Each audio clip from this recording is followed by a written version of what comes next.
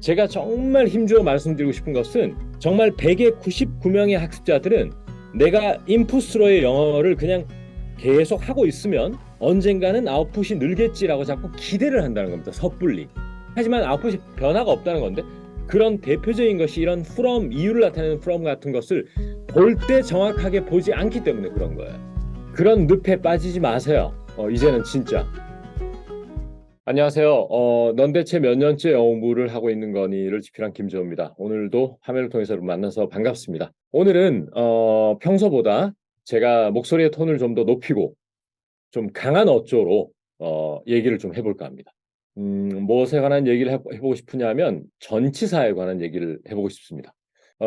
한국인들의 그동안 전치사는 주로 헷갈리는 존재, 헷갈린다 이런 말이 가장 많이 나오더라고요. 전치사 하면 뭐 언제 뭐를 쓰고 언제 뭐를 쓰고 이런 계속 질문이 많이 이어지고 있고, 또 하나 재미난 거는 실제 사용할 일은 별로 없음에도 헷갈리는 전치사를 쭉 모아놓고 나열해놓고 그거를 선생님들이나 강사분들이 쭉 차이를 설명해주는, 이런데 상당히 포커스가 맞춰졌던 게 사실이고, 그 대표적으로 뭐 underneath, 뭐 under, 뭐 below 이런 것들의 차이가 뭐냐, 뭐 이런 것을 이제 가르쳐주고, 학습자 입장에서는 그 차이를 알면은 첫 번째 반응, 저 선생님 실력 있다. 두 번째 반응, 오늘 제대로 하나 배웠다. 이겁니다. 그런 것을 굉장히 오랫동안 우리나라 영어 교육 환경에서 그런 인식과 그런 습관, 관행 이런 것들이 있어 왔다는 것이고, 그거는 학습자 단에서도 저는 문제가 좀 있다고 봐요. 마치 영어라는 언어를 소통의 수단으로 보지 않고 지적 욕구를 충족시켜주는 그러한 어떤 학습의 영역과 대상으로만 바라보다 보니 자꾸 지식으로서의 영어만 하려고 그러는 거예요. 지식 습득으로서의 영어만. 그리고 그거에 대한 니즈가 있으니까 선생님들도 자꾸 질문이 들어오고 하니까, 아, 학생들이 이걸 궁금해하는구나 라고 하는 것을 알게 되고, 그것을 어떤 책을 집필하건 또 인터넷 강의를 촬영하건 여러 가지 머티리얼 핸드아웃을 만들 때 그것을 자꾸 부각시키려고 하는 그러한 어떤 일종의 문화가 만들어져 온 것이 사실이거든요.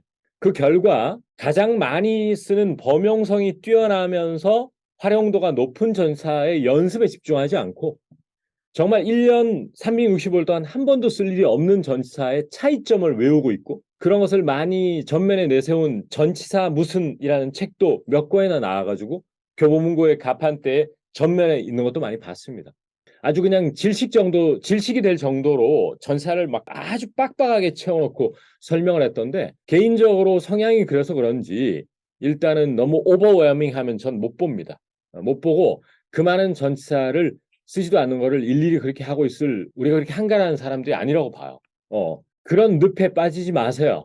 이제는 진짜 커뮤니케이션을 잘해서 정말 시원시원하게 최대한 원어민과 비슷한 문형으로 또 비슷한 어휘 선택으로 말을 하는 것이 중요하지, 정말 쓰지 않는 거에 시간 낭비 정말 하지 마세요. 진짜 그 말씀부터 오늘 강하게 드리면서 시작하고 싶다는 거죠. 물론 이 영상을 보는 사람들 중에 지적 욕구가 뛰어나고 그런 versus라는 거, distinction, 차이점에 굉장히 집착하는 학습자들이 있을 수 있는데, 그분들이 제가 이렇게 강하게 얘기하는 데 있어서 욕을 해도 좋아요. 오늘은 그런 걸 감수하고 제가 말씀드리는 겁니다. 그런 분들은 그런 분 나름대로 사시면 되는 거고, 영어 학습에 있어서 저는 그런 거가 우리의 소통으로서의 영어 능력에 일말의 도움이 안 된다고 생각합니다. 그래서 오늘은 좀 범용성 높은 그런 그 전사 얘기를 좀 해보고 싶고, 그 첫 번째가 사설이 좀 긴 측면이 있지만 우선 전사 from을 제가 이런 여러분 해보라고 영작거리를 한번 말로 한번 던져드리겠습니다. 내가 어젯밤에 너무 과음을 해서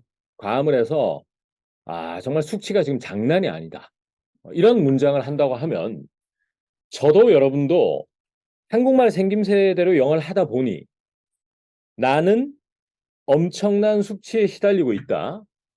왜냐하면 어젯밤에 과음을 했으니까. 이렇게 해서 무조건 because를 쓰게 돼 있어요.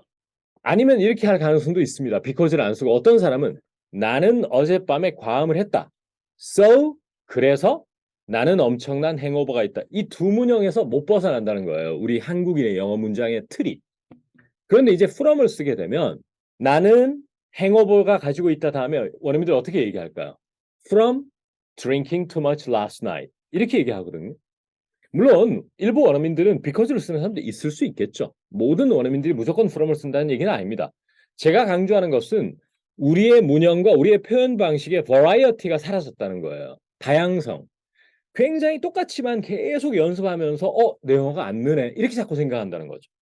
그래서 from drinking too much last night이라고 해서 I have this terrible hangover from drinking too much last night이라고 하는 것이 가장 원어민식 표현이고 그 from이라고 하는 것이 자꾸 학교 다닐 때 소위 중학교 공교육의 교과서에서 출처를 나타내는 from으로만 우리가 강조를 너무 받았기 때문에 Where are you from? 이런 식으로 I'm from Texas. 그게 너무 여러분 그 몸속에 깊이 들어가 버렸기 때문에 이러한 원인이라든지 이유를 나타내는 그러한 거에 익숙하지가 않은 거예요. 그런데 여러분 가만히 생각해 보시면 학교 다닐 때 아마 이런 표현 배웠을 겁니다. A results from B 이런 거. A는 B로부터 기인한다. 뭐 B라는 이유 때문에 A라는 결과가 발생했다. 사실 그런 것이 이유 아니겠어요? 그렇지 않습니까? 그런데 그런 것을 from에 대해서 명확하게 배우고 이게 이유라든지 원인을 얘기할 때 쓰는구나 하는 걸 먼저 뜻을 외운 다음에 가장 중요한 게 있어요. 실제 원어민이 발화를 했건 아니면 글이 됐건 그런 류의 from을 마주했을 때 이 from이 내가 평소에 because를 쓸 자리에 쓴 from이구나 하는 것을 인지를 하는 게 되게 중요해요. 그 인지 없이 그 from을 계속 그냥 보고만 있다고 해서 내가 쓸 수 있는 게 아니다는 거죠. 따라서 제가 정말 힘주어 말씀드리고 싶은 것은 정말 100의 99명의 학습자들은 내가 인풋으로의 영어를 그냥 계속 하고 있으면 언젠가는 아웃풋이 늘겠지라고 자꾸 기대를 한다는 겁니다. 섣불리. 하지만 아웃풋이 변화가 없다는 건데 그런 대표적인 것이 이런 from, 이유를 나타내는 from 같은 것을 볼 때 정확하게 보지 않기 때문에 그런 거예요.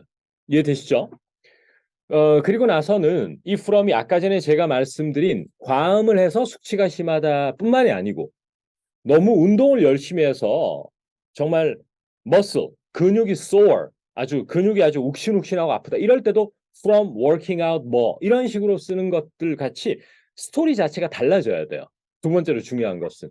그러니까 동일한 예문을 계속 볼 것이 아니고 이런 from이 이 스토리, 운동할 때, 과음할 때, 뭐 이런 여러 가지 다양한 속에서 수십 번을 마주쳐야 되는 겁니다.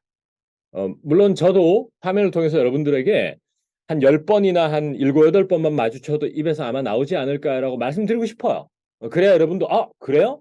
오케이. 그러면 뭐 금방 되겠네. 자신감 붙고 좋겠죠. 하지만 그 입 바른 소리를 하기 싫은 겁니다. 안 되는 거 제가 알고 있고요.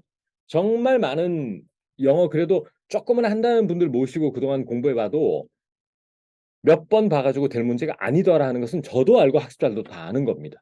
그 사실을 이 지름길 없어요. 쇼컷은 존재하지 않습니다. 절대로 존재하지 않는다는 거 원론적인 얘기 드려보겠습니다. 여러분 재택근무가 영어로 뭔지 아시죠? 우리가 이제 집에서라고 하면 뭐죠? Stay at home 아니겠어요, 그죠? 그러면 재택근무를 하는 게 집에서 일하는 거잖아요. 그러면 이런 질문이 생길 수 있을 것 같습니다. Work at home은 안 되나요? 이렇게. 근데 work at home도 될 것 같은데 어제 원어민이 얘기하는데 working from home 이렇게 얘기를 하는 원어민이 있더라고요. 이런 질문을 할 수 있어요. 저는 둘 다 맞다고 생각합니다. work at home도 맞고요. work from home도 맞습니다. 그런데 대부분 미디어에서 뭐 신문이라든지 뭐 이런 CNN 뉴스 이런 데를 다 보면 work from home을 압도적으로 많이 써요. 그 이유는 이 work from home이라는 단어가 만들어진 이유 자체가 사무실 근무에 대비되는 개념이거든. 사무실이 아니라 집에서. 즉 공간의 출처를 구분해 주는 게 중요하다는 거죠. 이때는. 따라서 working from home이라고 하는 겁니다. working at home도 맞지만요. 그래서 예를 들어서 어떤 사람이 이런 얘기를 하고 싶어요. 영어로. 재택해봤는데요. 재택 디스트랙션도 너무 많고 조금 저하고 안 맞아요. 이런 얘기를 하고 싶은 사람이 있어요. 그러면은 앞으로는 work at home보다는 working from home이라고 문장을 스타트 하시면 될 것 같습니다. 그리고 또 하나가 요거는 전차 얘기는 아니지만 살짝 또 한번 옆으로 살짝 새 나가 볼게요. 하고 싶은 말이 지금 넘쳐서 그래요, 제가. 신문 같은 데 보니까 재택근무를 텔레커뮤팅이라고 하더라고요. 텔레커뮤팅. 역시 틀린 말은 아닙니다. 하지만 개인적으로는 working from home을 능수능란하게 쓰는 것이 텔레커뮤팅을 쓰는 것보다 훨씬 저는 영어를 더 잘하는 사람이라고 생각하고 있어요. 솔직히 텔레커뮤팅 외우면 그만이거든요. 초등학생도 외울 수 있어요, 솔직히. 근데 그 단어 하나 안다고 내가 이 단어 보캐블러리 하나 더 아니까 더 잘해. 아니거든요. 그거를 여러분 깨셔야 돼요, 이제. 정말로. 아마 혼란스러울 수도 있고 저를 의심의 눈초리로 보는 사람도 있을 거예요. 아, 저 사람 말 정말 신뢰할 수 있는 건가? 아니 뭐 정말 메이저급 학원에 지금 근무하시지도 않는 사람이 저렇게 나와가지고 뭐 어디서 굴러먹다가 와가지고 저런 소리 하나 이렇게 생각할 수도 있어요. 그 욕먹을 각오 돼 있고요. 제가 하는 말을 여러분들이 조금 약간의 어떤 의구심 같은 게 있다 하더라도 그냥 그 의구심을 잠시만 접어두고 제가 시키는 대로 해보시라니까요. 특히 저는 자존감이나 이런 셀프 컨피던스가 되게 높은 사람이 아니라서 내 확신이 100%가 되지 않으면 세게 얘기 안 하는 사람이에요, 원래. 이것도 괜찮고요. 그렇게 해도 뭐 큰 문제는 없습니다 정도 얘기해 주는 사람이거든요. 근데 오늘 이 정도로 세게 얘기한다는 것은 그만큼 신뢰할 수 있다는 겁니다, 여러분들이. 믿어도 그 뭐라고 해야 될까? 저 사람 말 괜히 믿어서 손해봤네라는 게 절대 생기지 않는다는 얘기예요. 그래서 중요한 것은 이런 식의 재택근무일 때는 work at home도 충분히 의사소통은 되지만 보편적 아메리칸들은 working from home이라고 하더라. 그런 말입니다. 따라서 재택은 제 스타일이 아니에요라고 한다면 working from home isn't really for me라고 하시면 돼요. working from home isn't really for me. 이것이 가장 네이티브스러운 문형입니다.